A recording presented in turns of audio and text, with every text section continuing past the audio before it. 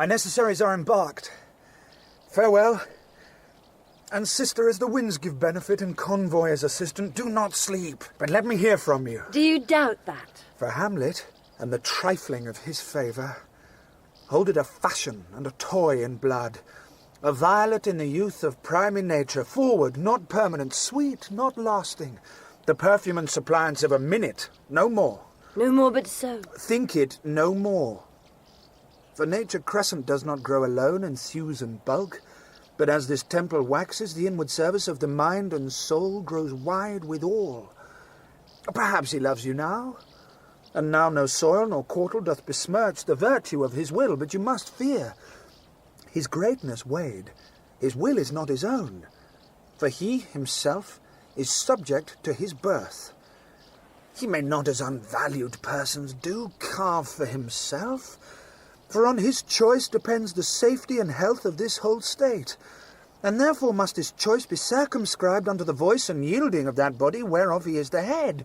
Then if he says he loves you, it fits your wisdom so far to believe it as he in his particular act and place may give his saying deed, which is no further than the main voice of Denmark goes withal.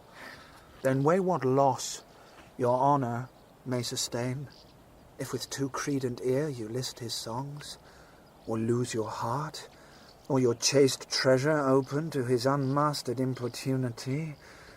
Oh, fear it, Ophelia, fear it, my dear sister, and keep you in the rear of your affection, out of the shot and danger of desire.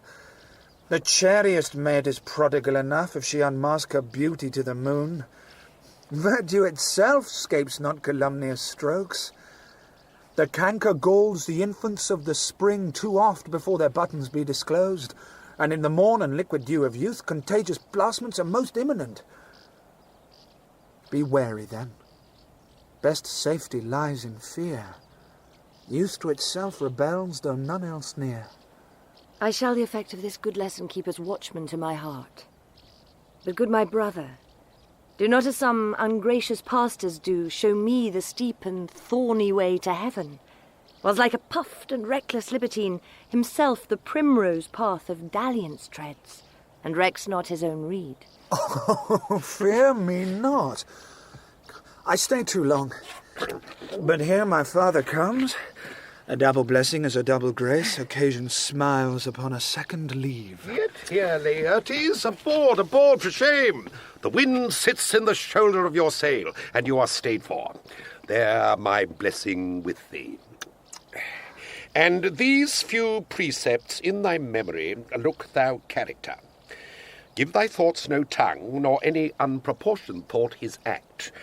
Be thou familiar, but by no means vulgar.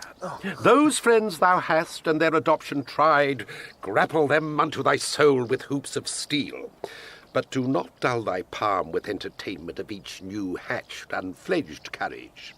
Beware of entrance to a quarrel, but being in, bear't that the opposed may beware of thee. Give every man thine ear, but few thy voice. Take each man's censure, but reserve thy judgment. Costly thy habit as thy purse can buy, but not expressed in fancy, rich, not gaudy, for the apparel oft proclaims the man, and they in France of the best rank and station are of a most select and generous chief in that. Neither a borrower nor a lender be, for loan oft loses both itself and friend, and borrowing dulls the edge of husbandry. This above all, to thine own self be true, and it must follow as the night the day, thou canst not then be false to any man. Farewell, my blessing season this in thee. Most humbly do I take my leave, my lord. Time invites you. Go, your servants tend. Farewell, Ophelia. And remember well what I have said to you. 'Tis in my memory locked, and you yourself shall keep the key of it. Farewell. What is't, Ophelia, he hath said to you? So please you, something touching the Lord Hamlet. Marry, well bethought. 'Tis told me he hath very oft of late given private time to you, and you yourself have of your audience been most free and bounteous. If it be so, as so 'tis put on me, and that in way of caution, I must tell you, You do not understand yourself so clearly as it behoves my daughter and your honour. What is between you? Give me up the truth.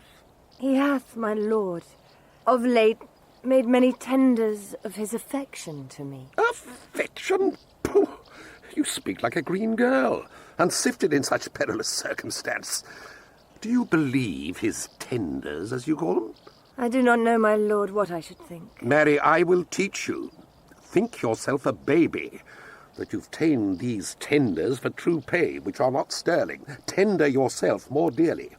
Or not to crack the wind of the poor phrase, running it thus, you'll tender me a fool. My lord, he hath importuned me with love in honourable fashion. Aye, fashion you may call it. Go to. And hath given countenance to his speech, my lord, with almost all the holy vows of heaven. Aye, springes to catch woodcocks. I do know, when the blood burns, how prodigal the soul lends the tongue vows. These blazes, daughter, giving more light than heat, extinct in both, even in their promise as it is a making, you must not take for fire.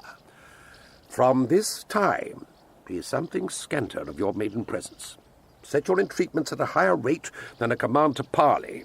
For Lord Hamlet believes so much in him that he is young, and with a larger tether may he walk than may be given you.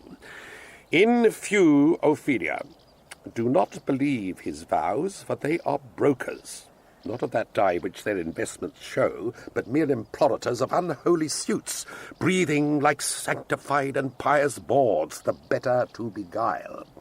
This is for all.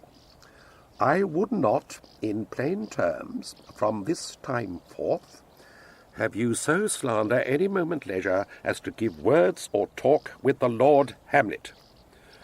Look to it, I charge you. Come your ways.